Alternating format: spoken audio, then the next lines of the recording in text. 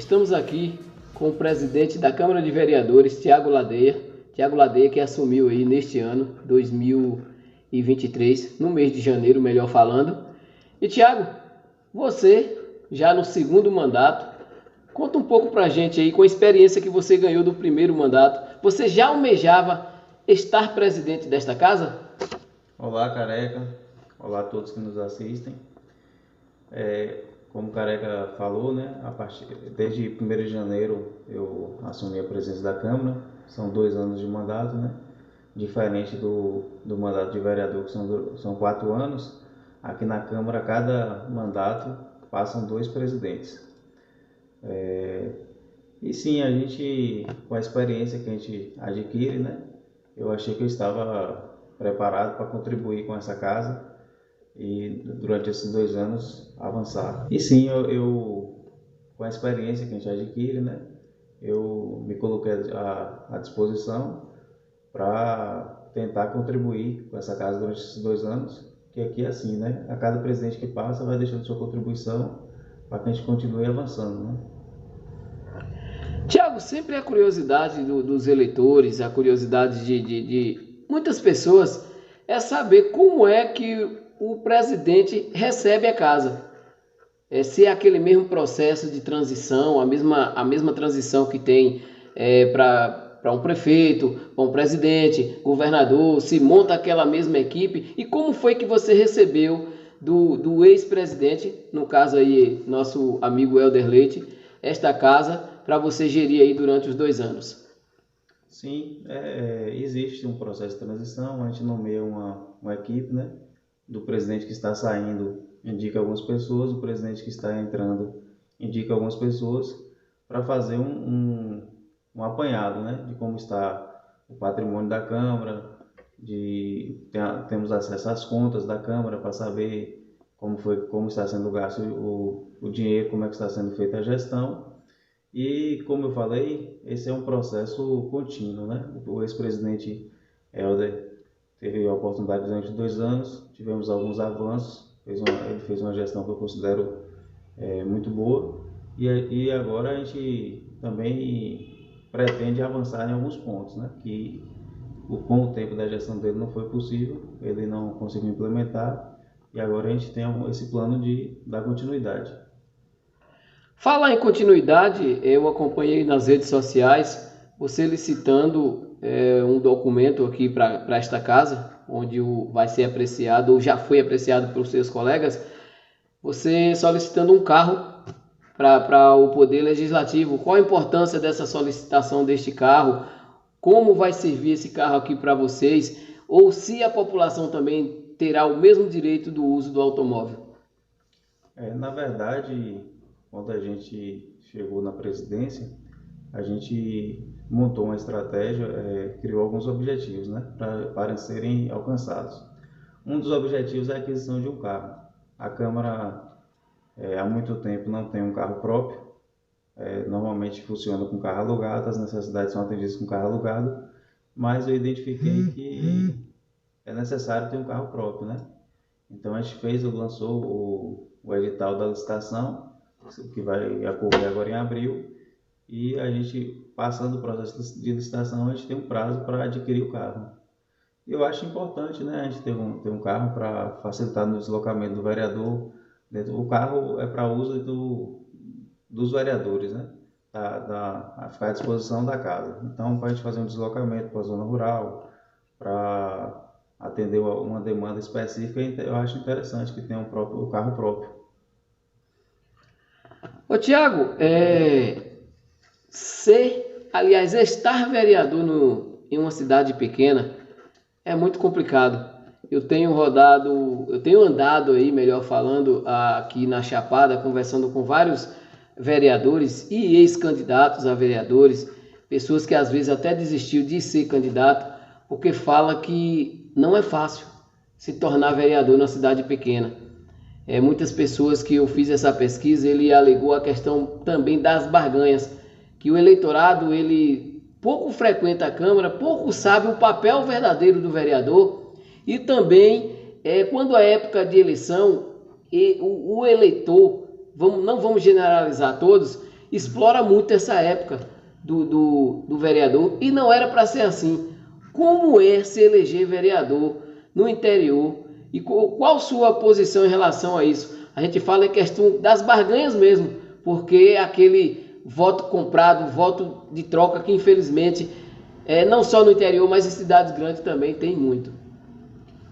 Na verdade, o papel do vereador basicamente é legislar, né, criar as leis e fiscalizar a execução delas, fiscalizar a execução do orçamento do município, para que fiscalizar que o recurso esteja sendo aplicado da melhor forma possível. Mas como já até conversamos sobre esse tema numa outra entrevista, existe também a parte assistencial, né, assistencialista, que o cargo de vereador acaba potencializando isso, as pessoas nos procuram, mas isso é algo que eu penso que a grande maioria das pessoas procuram porque realmente possuem a necessidade, né? Então a gente procura atender dentro do possível, a gente busca atender as demandas da população. Você, enquanto presidente desta casa, do Poder Legislativo, o que tem feito para trazer a população para assistir às sessões, já que a gente sabe que não é hábito da população. O hábito que a gente tem acompanhado é ouvir muitas coisas. O vereador não faz nada, a gente não vai votar mais para vereador. E no fundo acaba votando, mas vocês acabam ouvindo muito, não só na rua, mas também em redes sociais. Como vocês lidam com isso? Realmente a gente sente falta da população nas sessões da Câmara. Normalmente nosso público aqui é em torno de 5 pessoas. Então, uma das coisas que estamos planejando, inclusive estará acontecendo em breve, a primeira sessão, que se chama sessão itinerante. Já que a população não tem vindo na Câmara, nós vamos tentar nos aproximar mais da população. Então, o que a gente vai estar planejando fazer?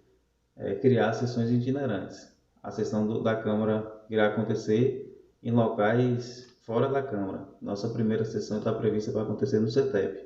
E ali a gente, junto com o diretor Gileno, nós combinamos para convidar os alunos, convidar os professores, os funcionários para participarem da sessão e também ter esse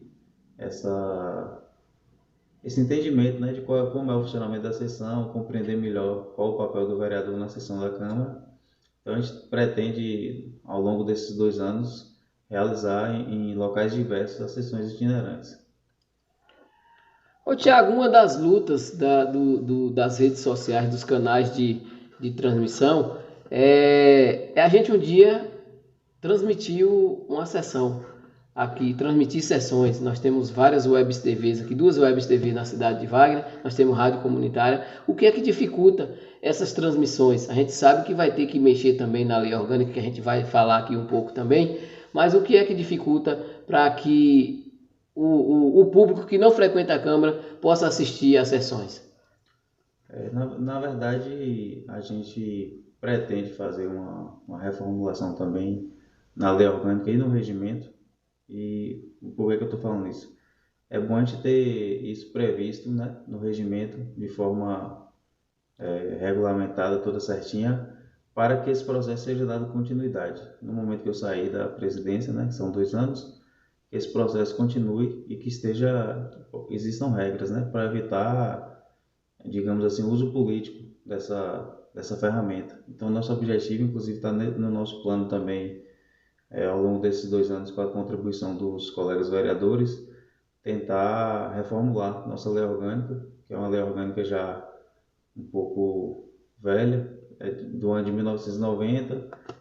Já de lá para cá já tivemos 120 e poucas mudanças na Constituição que impactam diretamente na nossa lei orgânica. Então, a gente está nesse plano de reformular a lei orgânica junto com o regimento e regulamentar essa possibilidade da transmissão para que a gente tenha regras bem definidas. E você quer falar um pouco mais sobre essa lei orgânica? Porque é uma luta muito grande. Eu venho frequentando essa casa há muito tempo e desde a época do vereador, a gente chama ele Vetim, já batalhava por a reformulação dessa lei orgânica e não consegue. Esse é um propósito seu aqui nesta casa?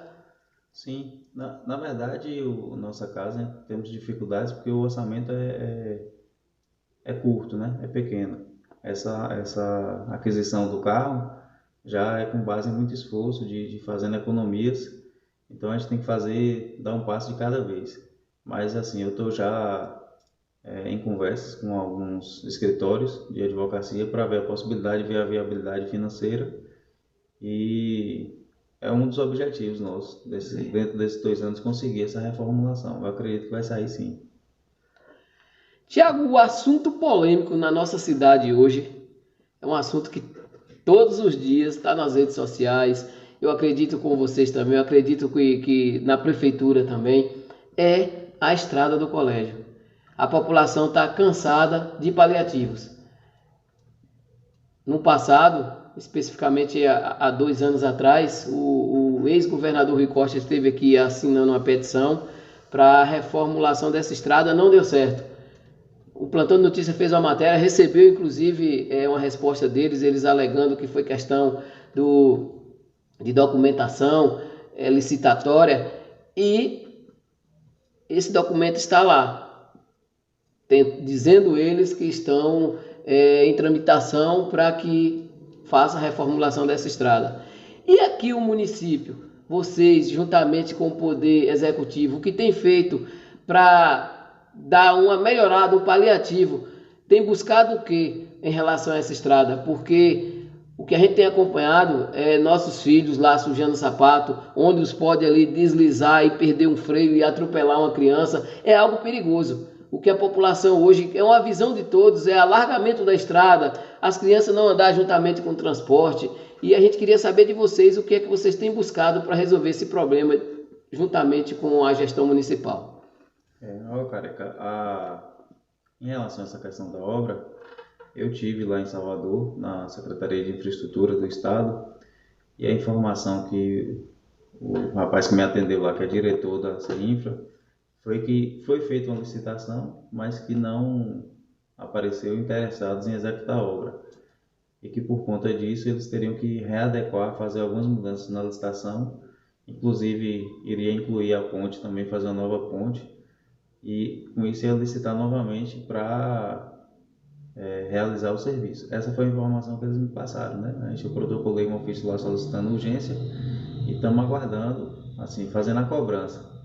Em relação ao município, eu concordo, né, que é necessário que seja dada uma manutenção, digamos assim, básica, né, para que até que saia essa obra definitiva que vai fazer o asfaltamento, que vai colocar as manilhas ali para ter o escoamento da água correto, é necessário que se faça. Inclusive, no início do ano a gente conversou com eu conversei, o diretor Gileno me solicitou que fosse abordada a situação para dar uma melhorada e a máquina da prefeitura passou lá, deu uma corrigida na estrada e esse período de chuva, infelizmente, fica difícil se você dar a manutenção enquanto está chovendo, né? Mas eu tenho certeza que quando der uma melhorada no tempo, o gestor vai fazer um paliativo nesse sentido de melhorar a passagem, né?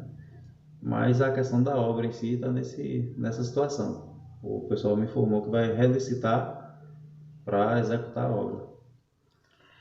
A gente sabe que o poder legislativo está aqui para executar, para aprovar as leis em prol da nossa comunidade. Como está sendo aqui o recebimento dos projetos diante do poder executivo, de lá para cá, a questão de analisar, a questão de aprovação dos mesmos? O processo de aprovação de projetos, a gente normalmente segue um rito, né, que a gente chama. Inclusive, essa questão da atualização da lei orgânica e do regimento é para melhorar isso também. A gente tentar aperfeiçoar o que nós identificamos que precisa. Então, assim, normalmente a gente tem uma relação muito boa com o executivo e normalmente o processo quando vem algum projeto do executivo para cá, a gente recebe o projeto, distribui para os vereadores, né, faz a discussão numa sessão da Câmara e sendo encerrada a discussão, sendo esgotada as dúvidas e tal, na outra sessão nós votamos. Esse é o trâmite normal. Normalmente acontece dessa forma. Ô Tiago, vocês são 9 aqui. Esses 9 são divididos em quantas comissões? Comissão essas que a gente sabe que é muito importante para a aprovação dos projetos, tanto de saúde quanto econômico. Como vocês estão subdivididos aqui? Nesse processo, como eu expliquei, né, Careca, da tramitação, o projeto, antes de ir à plenária e antes de ser votado, ele passa pelas essas comissões, que são as comissões com 3 membros. Cada comissão possui 3 vereadores e, de acordo com o tema do projeto, ele vai para uma comissão ou outra. A gente tem a comissão de Constituição e Justiça, tem a comissão de Finanças, temos a comissão de Educação, de Saúde e de Agricultura. Então, assim, de acordo com o tema do projeto, ela vai passar por uma comissão ou outra. Aí a comissão emite o parecer, após o parecer da comissão, a gente bota em plenário para ser votado. E para a gente encerrar esse breve bate-papo, eu agradeço, obrigado Tiago, um excelente bate-papo mais uma vez, toda vez que o Plantão de Notícia procura você está à disposição.